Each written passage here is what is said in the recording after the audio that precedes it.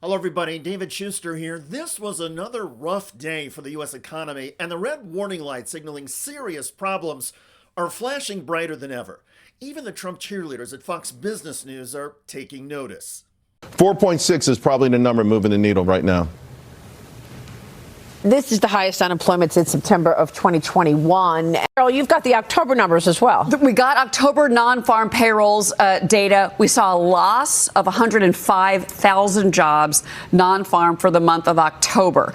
105,000 jobs lost in October. Anemic job creation in November. Long-awaited data on the labor market showing that the unemployment rate rose to a four-year high last month.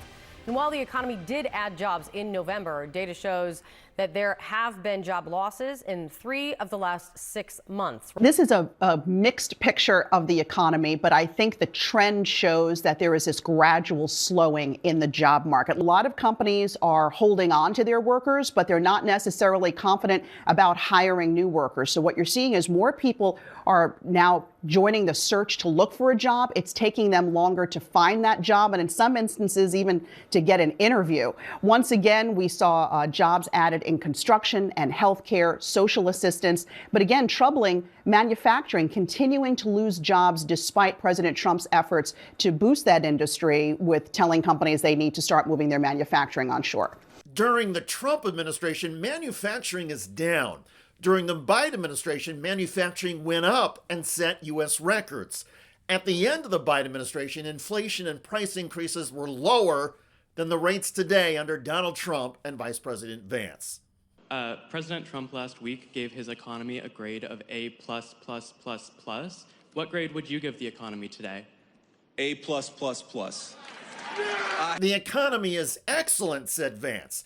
And he told Pennsylvanians that if anybody is concerned about affordability issues, don't worry, Donald Trump is on the case. And I promise you, there is no person more impatient to solve the affordability crisis than Donald J. Trump, the President of the United States.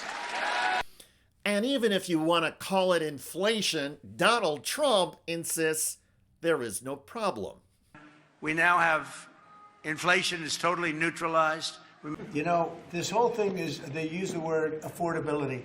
It's a Democrat hoax. And all they do is say affordability, and you're supposed to say, oh, that means they had low prices. No. It was a con job. It was a con job. Affordability, they call it. Democrats use this word called affordability. They look at the camera and they say, what are you going to do for the affordability? But it's not just Democrats using the word.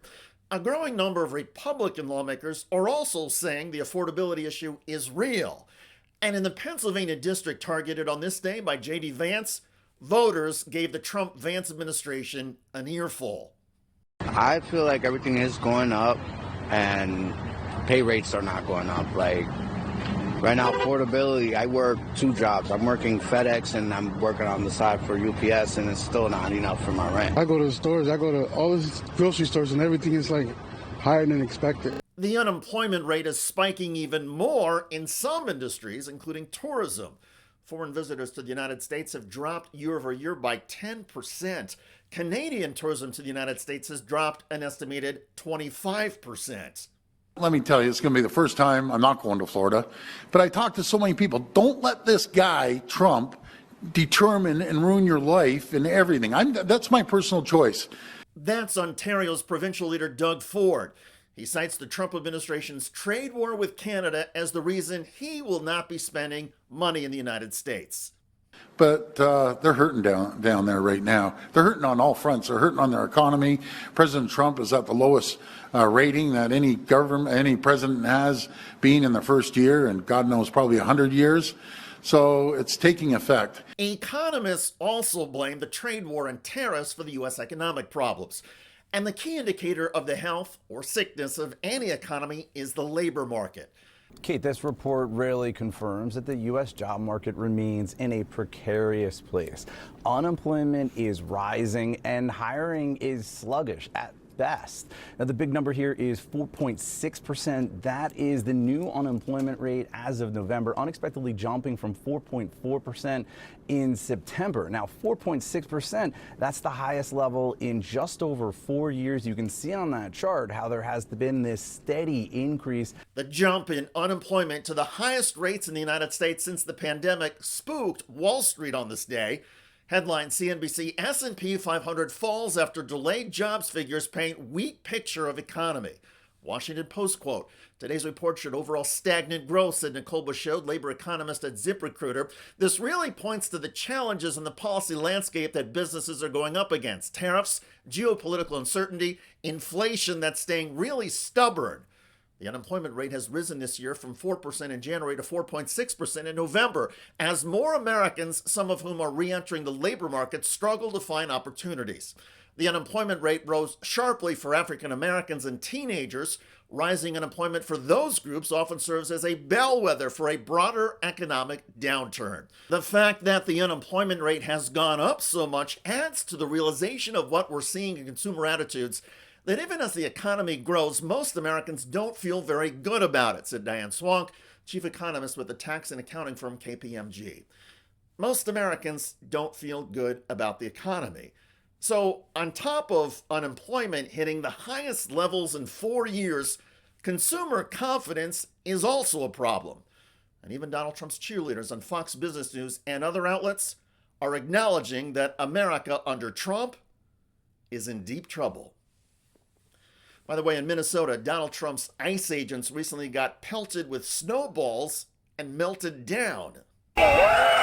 In Minneapolis, that ICE SUV just got hit by a block of snow. Oh, come on! Come on! Now, after a snowball, the agents are firing pepper spray.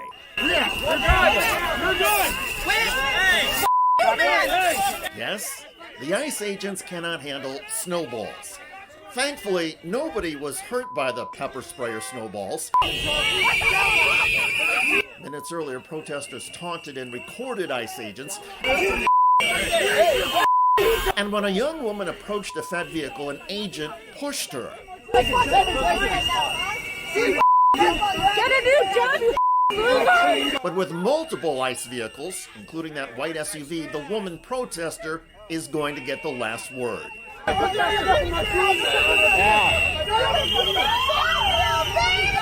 He's a German immigrant! A protester was then seen being struck by an ICE vehicle, at which point an agent could be heard saying, "Ha ha, a wipeout." Check out that video at the link below. It generated a lot of comments on YouTube. One of the most popular was from Phantom, who wrote, "What is needed is for a snow plow to clear the ice." Well said. I look forward to reading your comments about the Trump economy showing more signs of pain, so obvious that even Fox Business News has to acknowledge the obvious. I'm David Shuster. Thanks for joining us.